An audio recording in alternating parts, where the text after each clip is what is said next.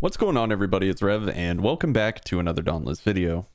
Today, I'm on Tier Maker, going to make a spicy little striker tier list for you all. We have all the elements here, including the recruit ones, and we're just going to go over all of them very briefly. Hopefully you learn something, and hopefully you enjoy it. So I'm going to try to go as fast as possible while still going in depth as possible. And while I think I have a solid idea of where I want to put all these strikers, it's subject to change, so I might, later on in the video, it might, something that's B tier might go C tier or something like that after I think about it a bit more. So starting off, we have a solid addition to the tier list in the Draft Strikers.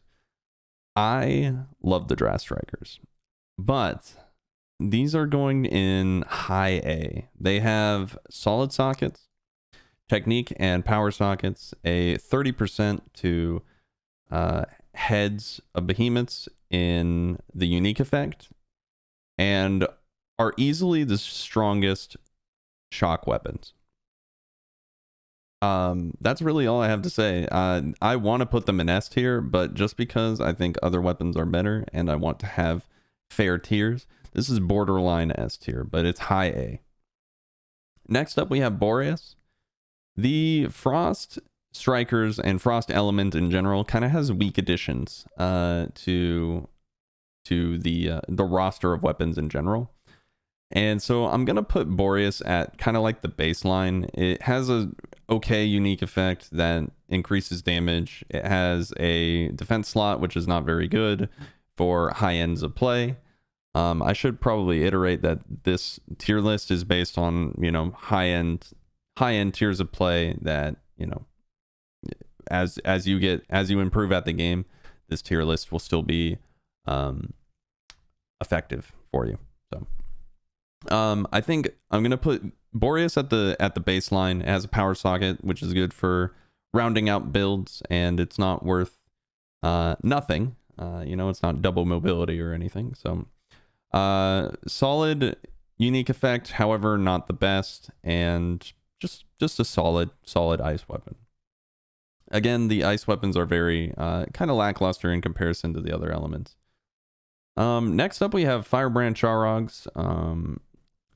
Strikers, they have +3 Aether Hunter, I believe a defense slot and a technique slot, and no unique effect.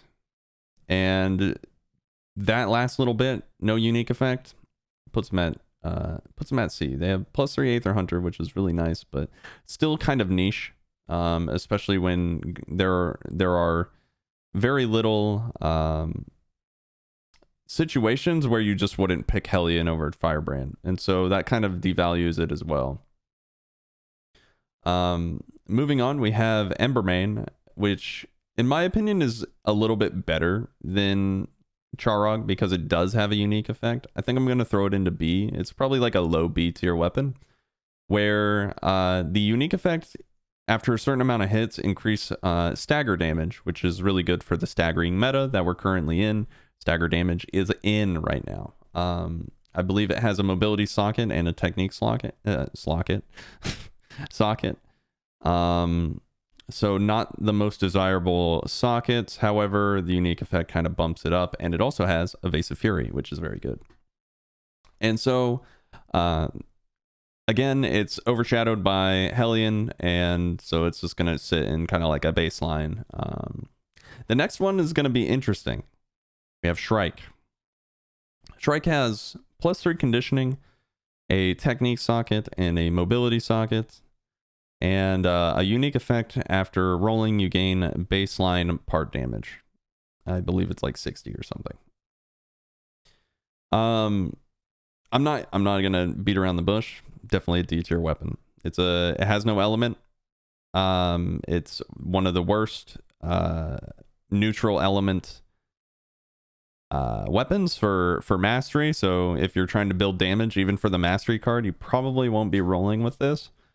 There are better options, and just the sockets and everything they just don't line up. So I'm gonna say that this is one of the worst weapons in the game, and not it for the strikers. The next one is going to be controversial. in the Reza weapons, because I'm going to give them a little bit of bonus points for fun. The Reza weapons have great sockets, technique, and power, similar to the Drask. And the unique effect is a 10% chance to double attack, which can just honestly just be translated as plus 10% damage. The +3 cunning is still notable, but not the best perk to have on a weapon. Crit in general is just not as good as direct damage, just because of the way it's calculated.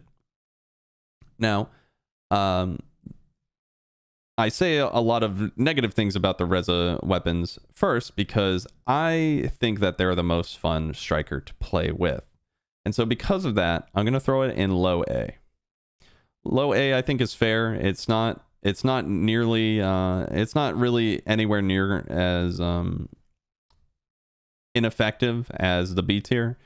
And I think that they have a really strong place in just like solid A. Low A, mid A. The ability to break up behemoths without bursting them down the same way that a Valomyr weapon would is good for breaking parts.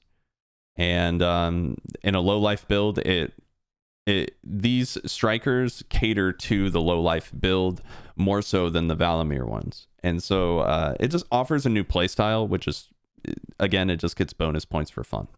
That's all I really have to say about Reza. Let's move on to Shroud, who are probably going to fall similar in a similar position to the Reza stuff. And this is because they have 50% damage. However, it's hard to activate. 50% damage on the unique effect at 20% or less health. Very hard to activate, especially when you're already running low life.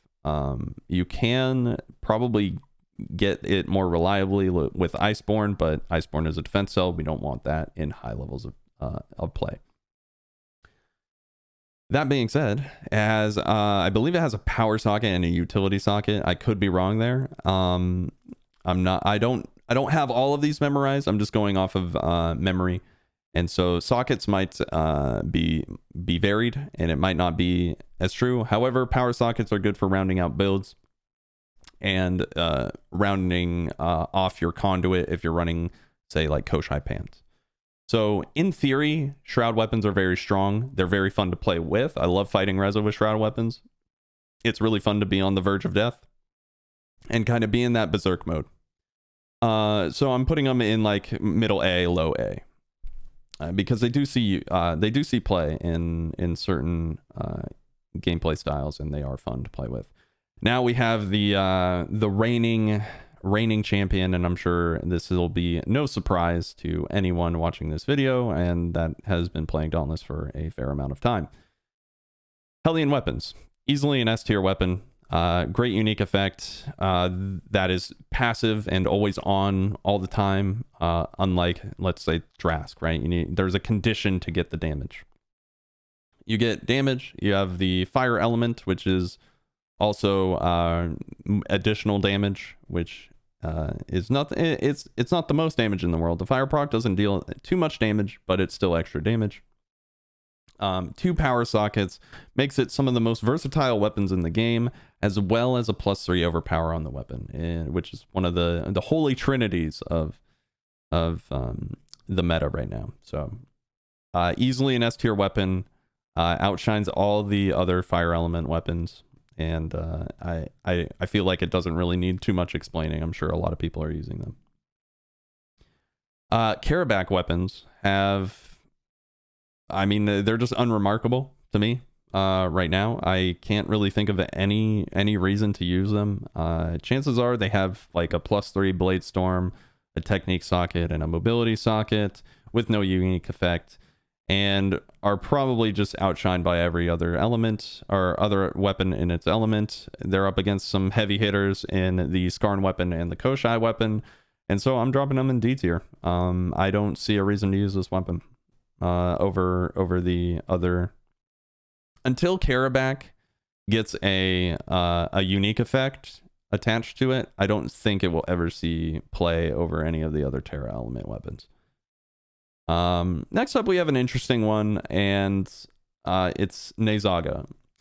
Nayzaga weapons have +3 savagery. They have a technique slot and a utility slot, I believe, as well as the unique effect to regain health when attacking wounded parts. And they get benefit of the doubt because savagery, not a bad damage skill. If wounding was better, these would be a really interesting weapon to play. They have survivability, which is useful in maybe not the high tiers of play where you're just not getting hit, but in other game modes it might be useful.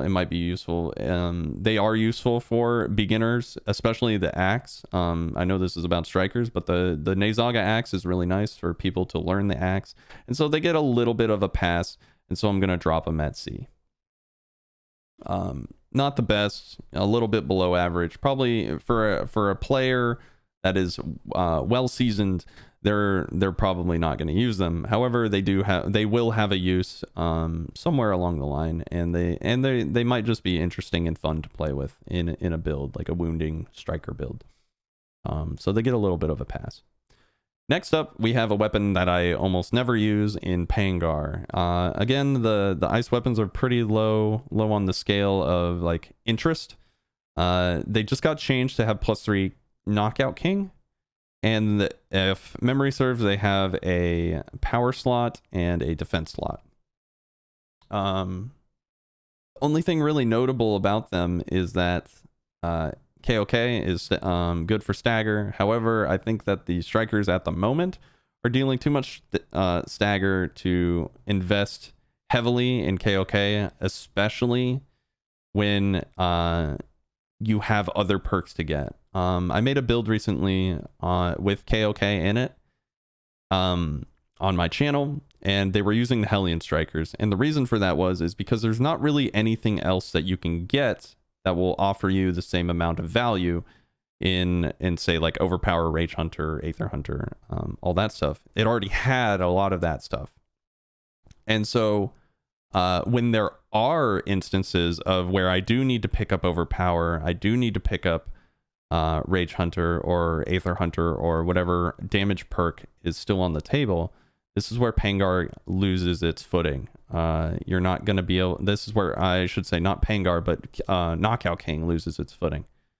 And so you don't want to pick up KOK before, you know, maxing out the other stuff, because it just doesn't offer the same amount of damage. And so because of the ice element and because of the lack of damage options with this weapon, I'm going to throw it into D tier. And I just don't see that. I don't even think that it has a unique effect, and so that just harms it even more. I can't remember if it does. And because I can't remember, I'm just going to throw it in D tier and forget about it. Next up, we have an interesting one, and I surprisingly use these weapons way more than I thought I would, and strictly because I was doing wounding bounties with the Quillshot strikers, and it was actually effective. +3 acidic is nice for those little off moments where you're just like, oh, I'm going to try a wound build. It is a neutral weapon, and an interesting one where you know, you can do a wound build and still cover the neutral element. While it's not the best neutral element weapon, it's just interesting and useful. I believe it has a defense slot and a mobility socket. I believe technique and defense. I think I said something else. I mean, it saw some play. I actually used it, and so I'm going to throw it in C. It's going to be like a low C. It's not that great, but it did see some play for me, and I did use it to finish some bounties, finish some mastery, get some wound mastery on my strikers, and stuff like that. So here we have the Gnasher Strikers. Easily the best neutral element weapon for the strikers and for most weapons in the game. The strikers will have +3 Rage Hunter, probably a technique socket and a utility socket, which are both great. All of those things are great, and no unique effect. And so I mean, I want to throw it into B as like a baseline just because it is the best neutral, but I'm gonna throw it into high C. I'm gonna throw it into high C. It has nice damage options and can make a build work for it with its sagas and unique or its passive, but its lack of unique effect. Once these neutral element ones get some unique effects on them, I think they'll be bumped up a little bit more, and Gnasher might make it even into A tier at that point, depending on what that is. But Gnasher is borderline B, but I'm going to leave it at high C. And then we have the Recruit Strikers, which are obviously just the best weapon in the game. We have Scarn. This next one is probably like the hardest matchup for the elements. Scarn on one end is on one end and Koshai is on the other. And so I'm going to leave it up to kind of you guys to gauge where these are for you, because it's going to vary from person to person. Scarn has insane defense abilities. It can make a fight extremely easy and a really a good bridge for a player that is almost there but still getting hit. You know, I can almost, you know, run Predator. I can almost you know, get these big damage windows that I see other people are getting. And it's also kind of like lazy in a way, where it's, if you are really good, you can just be like, okay, I'm gonna run Guardian and, you know, Guardian 3 because the weapon has a defense slot, and just shield all of my allies. And so you can kind of like hard carry with the Scarn weapons on some of the electric behemoths that people have trouble with, like Stormclaw and Nayzaga. And so Scarn weapons are worth noting. They're going to be a low A, I think, and I think Koshai is also going to be a low A. And again, it's personally, I would probably position them like this. I don't use the Scarn weapon as frequently as I use Koshai. Koshai has +3 sharpened, I want to say a power socket, but it could be a technique for the strikers, and a utility socket.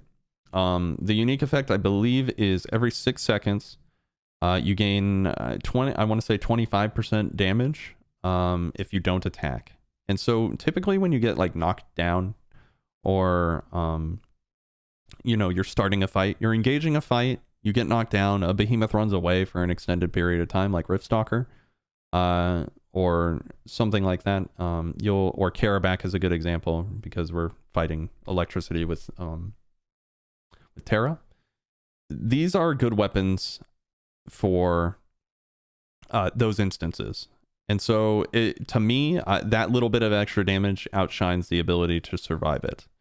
Surviving doesn't offer you any damage, and so it doesn't increase my times at high levels of play. So I opt for Koshai in this case. Also, +3 sharpen might help me in a trial to get a break that I might not have gotten otherwise. That situation is probably rare and not likely to happen, but still. Koshai gets the honorable mention for me, but they are about equal. So this can be a controversial pick for some. Next up, we have my personal, this is going to be number 1 for me in Riftstalker. I absolutely fully endorse the Riftstalker weapon. And the caveat to Riftstalker is that when they don't work, they don't work. And I'll elaborate on this. Riftstalker has some of the highest power potential in the game, if not the most power potential in the game. Similar to Drask, it offers roughly, depending on the element and depending on the scaling, how many orbs you can get on the weapon, you can get upwards of about 30% damage passively as long as you maintain your uptime. And that's pretty wild, because the Drask has the limitation of you need to be hitting the head. Riftstalker is just all the time as long as you're maintaining the orbs. And in some cases, depending on the behemoth, that's either really easy or really hard. And so when Riftstalker works well and everything lines up, it's probably the best weapon in the game. Hellion, what Riftstalker lacks in versatility, Hellion makes up for it. I just don't while I see the power of Hellion, I don't find them as interesting.